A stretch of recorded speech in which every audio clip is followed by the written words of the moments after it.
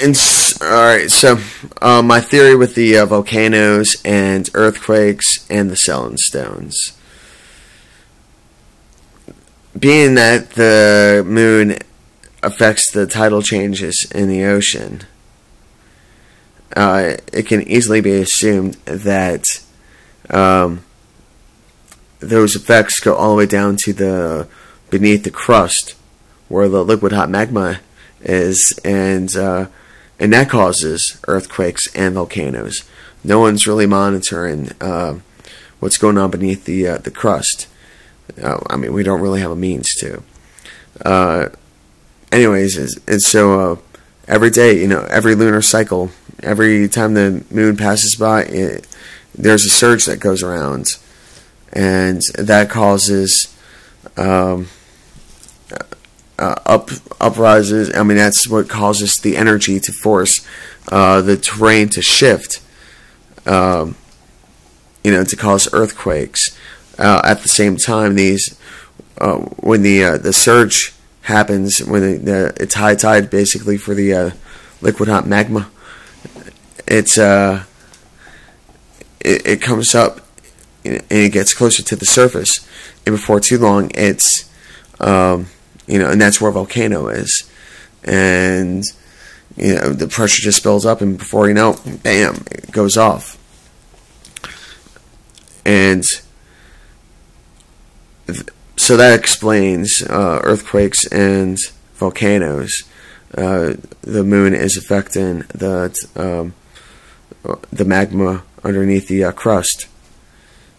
And with that being said, the Selling Stones, there is no way in hell that the rocks are being blown around because of ice forming around. Because if there was ice forming around the rocks, ice would form with the rocks and lock the rocks in place.